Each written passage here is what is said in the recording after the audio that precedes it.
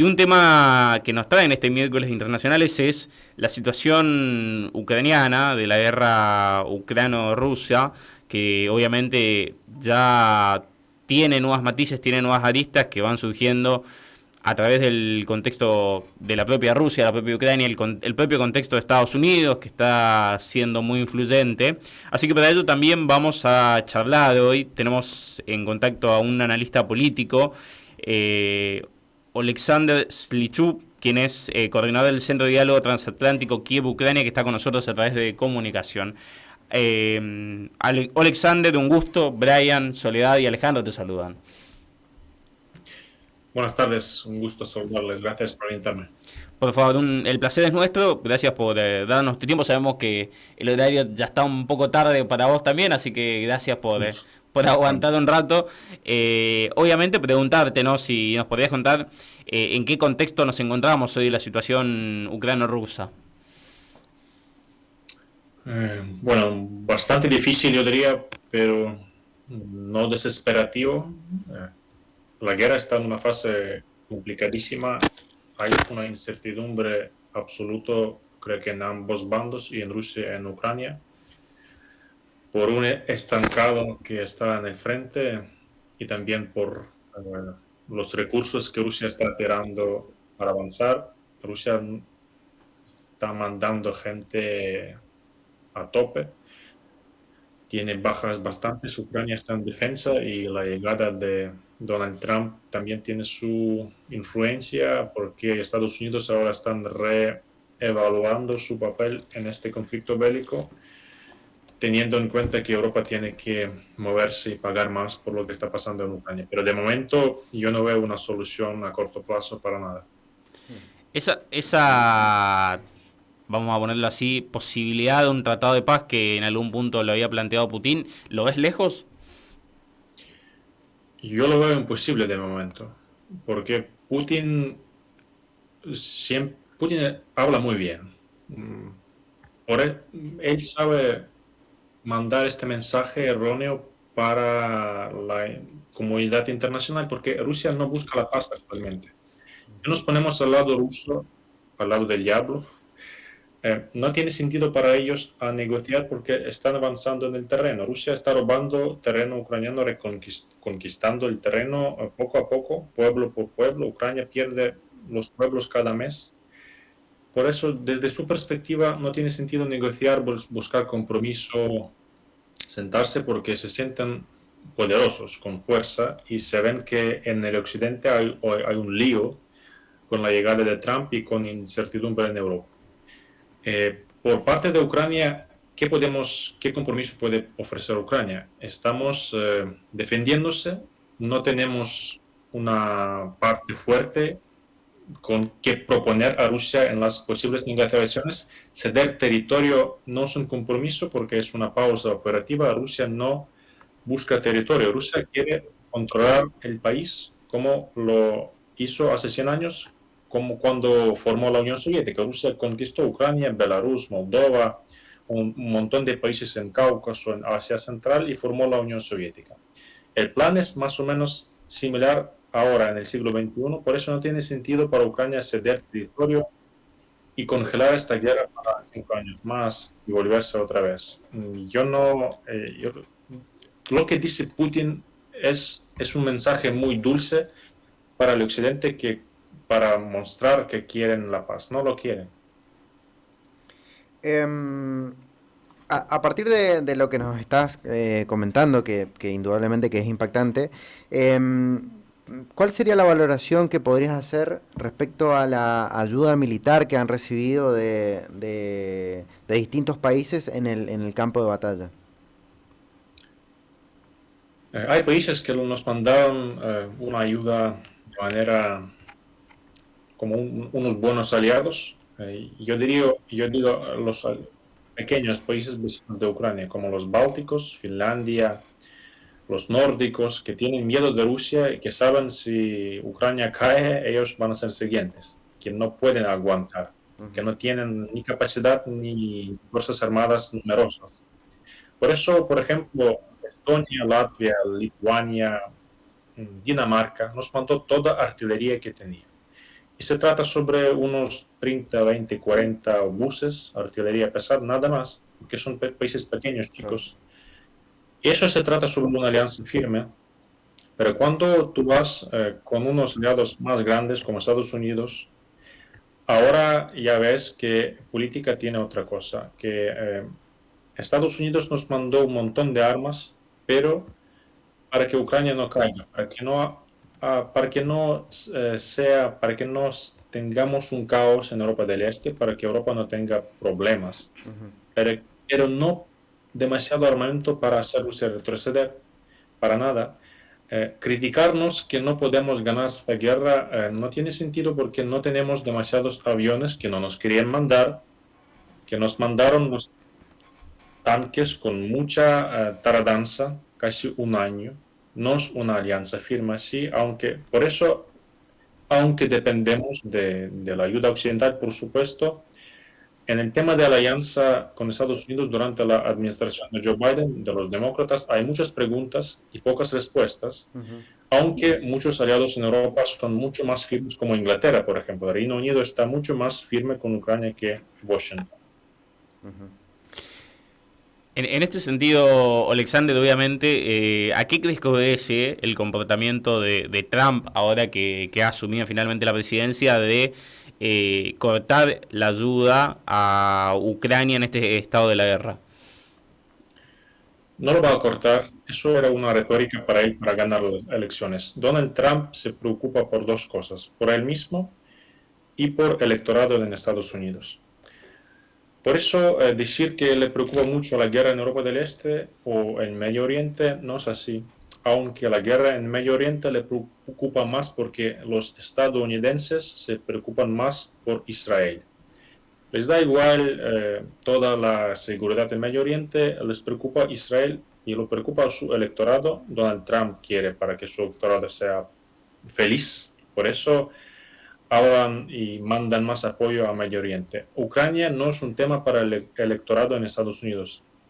Hay una diáspora en Estados Unidos ucraniana, es poca. Ucrania no tiene influencia para la política interna de Estados Unidos. Es una molestia para Estados Unidos el conflicto entre Ucrania y Rusia. Es un problema de Europa más que de Estados Unidos, porque Rusia destruida, digamos, Rusia colapsada, va a ser un aliado cercano para China. Y Estados Unidos no quieren para que China para que China controle los recursos naturales de Rusia, obviamente no es su interés.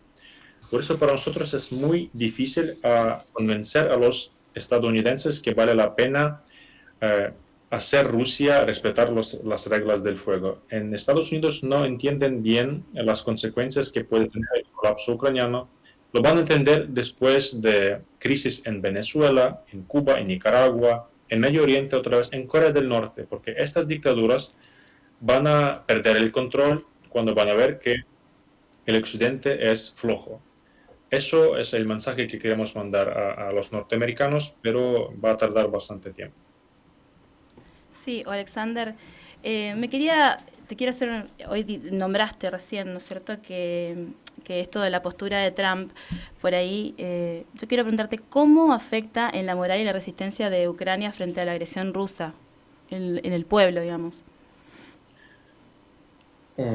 El pueblo, yo conozco algunas mujeres que ya son choferes de tractores porque los hombres están en el ejército.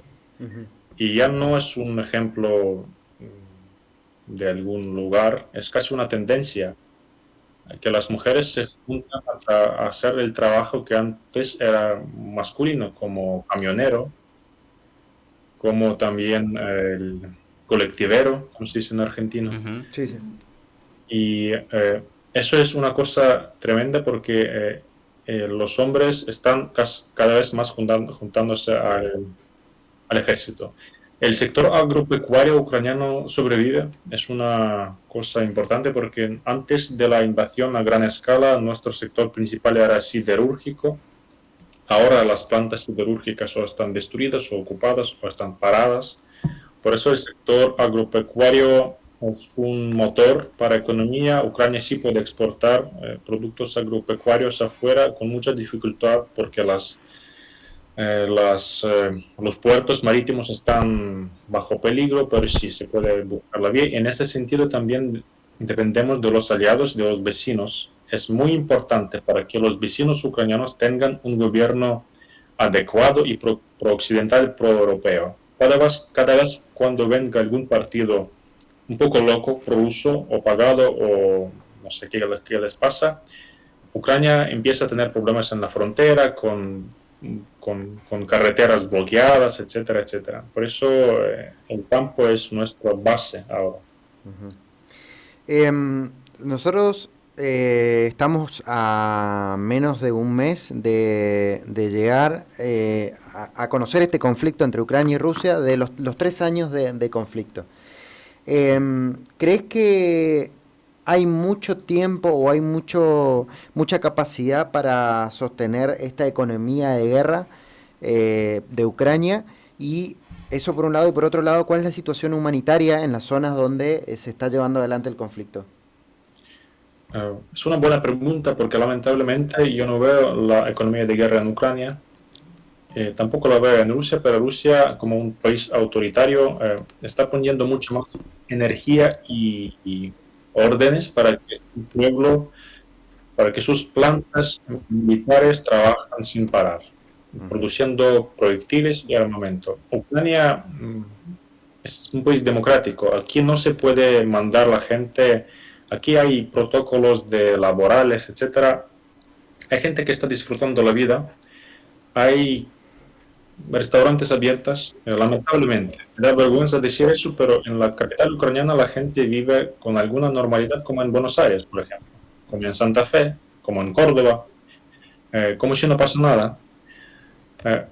Aunque la mayoría de la gente está sufriendo esta guerra y está de alguna manera colaborando, cooperando y ayudando, hay gente que no hay economía de guerra. El gobierno no está obligando a la población para que pague más, aunque los impuestos ya están mucho más altos que antes, pero todavía poco.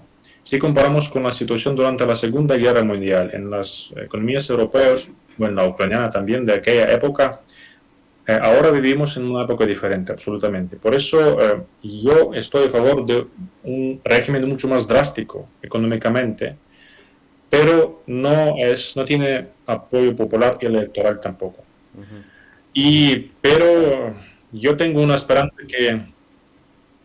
que es mucho más barato apoyar a Ucrania ahora y hacer Rusia retroceder, sino que pagar por una guerra a largo plazo en el Europa está cómoda, ellos también. No recuerdan la época de la Guerra Fría cuando tenían que sostener fuerzas armadas, pagar por seguridad, por defensa, por misiles, etcétera, y por aviones. Por eso mejor hacer esta inversión ahora, mejor mandar para Ucrania mucho más armamento y pagarlo, sino que hacerlo por decenas de años con una Rusia peligrosa a largo plazo. Muy bien. Alexander, la verdad, un gusto charlar con vos. Te agradecemos muchísimo por la comunicación y por tu tiempo. Te mandamos un abrazo enorme y seguiremos en contacto seguramente. Gracias, ha sido un placer de verdad. Yo sé que en su provincia viven un montón de ucranianos, así que les mando un abrazo fuerte también. Así es. Bueno, muchísimas gracias. Muy amable. Gracias. Hasta luego. Charlamos con Alexander Slipchuk, quien es analista político y coordinador del Centro de Diálogo Transatlántico Kiev-Ucrania.